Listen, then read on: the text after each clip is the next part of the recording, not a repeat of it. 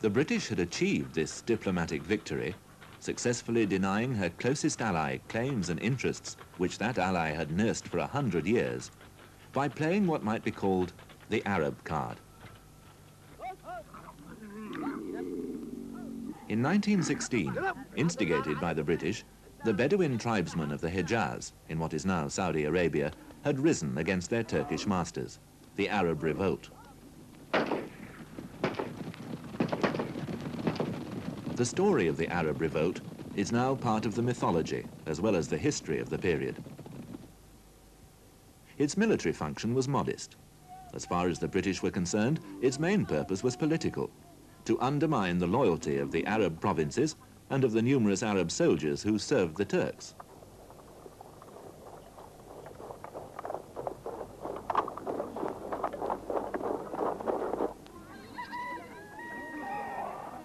But the Arab Revolt had another purpose. It enabled the British to persuade the French to modify and soften their original extensive demands. In crude terms, the British were able to argue that they were taking territory from the French to reward the Arabs rather than to advantage themselves.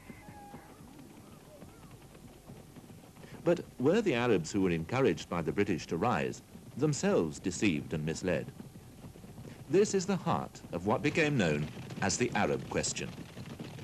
Certainly the Arabs were exposed to some grandiose rhetoric about restoring a great Arab nation, to hints about establishing an Arab caliphate to replace the Turks as leaders of the Muslim world. Many Arabs believed that the British also promised that Palestine would be part of an Arab state. But in their dealing with this man, the Sharif of Mecca, Hussein, leader of the revolt, the British were fulsome. But here again they were also deliberately vague and non-committal. MacMahon, the principal British negotiator, was high-flown but evasive. The correspondence he engaged in with the Sharif peters out inconclusively. It contains nothing concrete. It can't be construed as a binding treaty. But whatever the letters actually did or did not promise, the tune they played was one which would later sound faithless to Arab ears.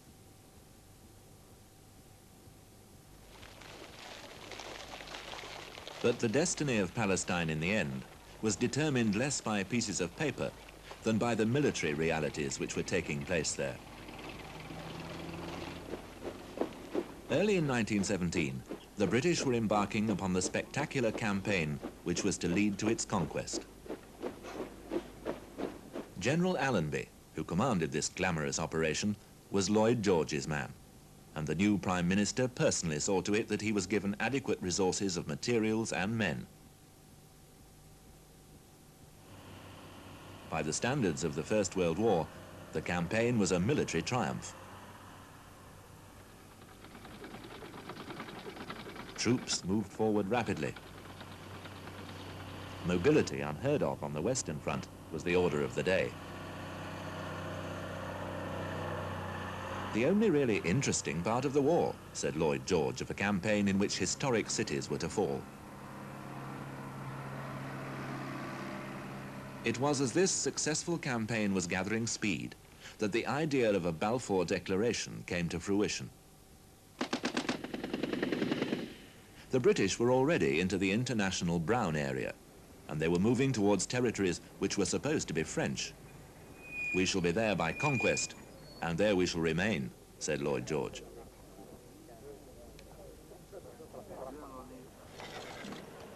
So by the time General Allenby marched into Jerusalem in December 1917, the Balfour Declaration had already been given. By making Britain the sponsor, the patron of Zionism, to which the French were already committed, Lloyd George was slapping the French in the face, planning to set up a British protectorate there, locally administered by grateful Jews. The function of the Balfour Declaration was to make that British presence palatable to the reluctant French, and to provide a public justification for keeping it there. This was the Jewish card. But there were other reasons. Lloyd George was not alone in believing that the Jews and something called world Jewry mattered, and that pleasing influential Jews, particularly in Washington and St. Petersburg, would be helpful to Britain's war aims. Oh, indeed, this was a very powerful thing, and all kinds of people, very highly placed, believed that the Jews were one of the great powers, the great occult powers in the world, that you did not know how this worked. But in the end, they firmly believed that behind the scenes, the Jews were those who were pulling the strings. And everything that happened in the world happened through that occult influence. This may sound absurd and silly, but people did seriously believe it. People very highly placed did seriously believe it and acted on this belief. Allenby's campaign, Lloyd George's campaign by proxy as it were, had not been confined to Palestine. In 1918, Allenby's troops, ostentatiously preceded by the Arab forces of the Sharif, had entered Damascus in Syria, unquestionably, according to the secret treaty, part of the French sphere of influence.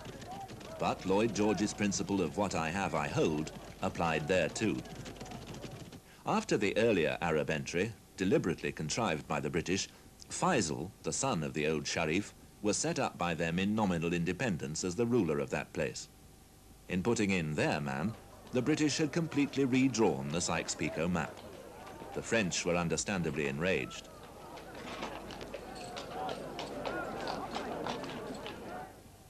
In the period after the First World War, while the peace conferences drew boundaries, the French reasserted their rights to Syria and got rid of Faisal. But at these conferences, they couldn't dislodge the British from the accomplished fact of their presence in Palestine.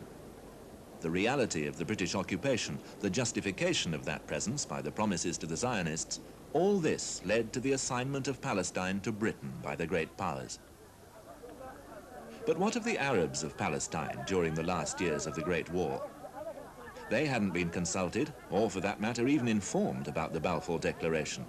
They were leaderless and confused. What they saw throughout the Middle East was a new and alien occupying power, a power whose intentions were unknown to them.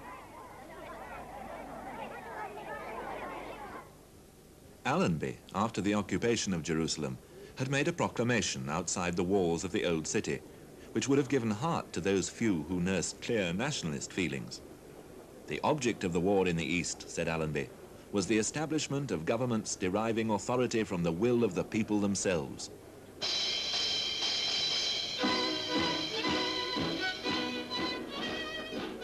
But within a year, something happened which seemed to contradict this. A Zionist commission, led by Chaim Weizmann, principal Zionist negotiator of the Balfour Declaration, arrived. The Zionist Commission saw its task as laying the ground for a Jewish national home.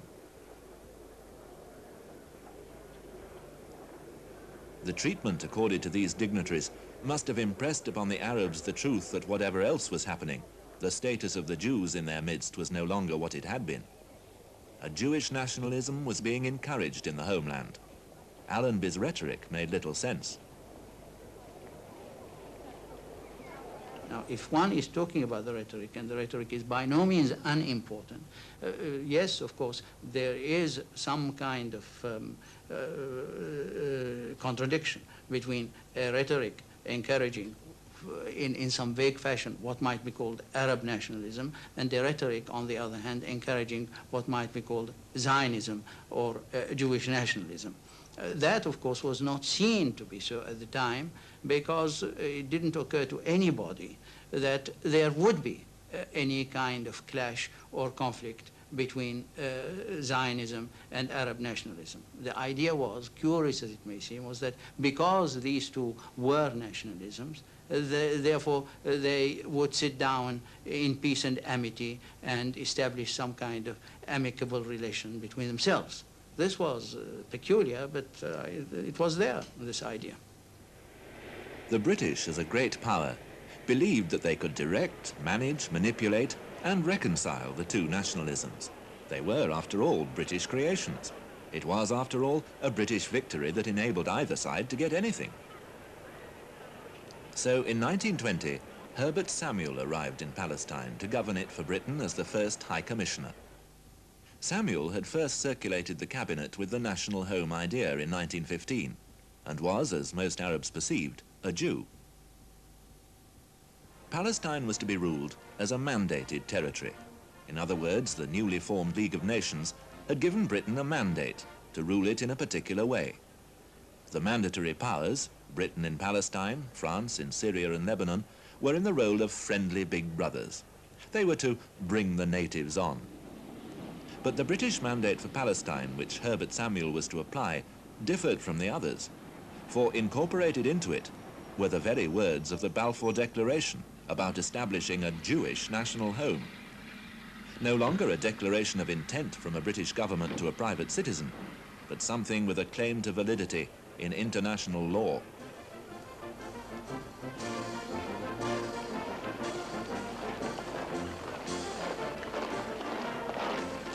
The Balfour Declaration was to provide the legal basis, with all its contradictions, for the British presence there for nearly 30 troubled years.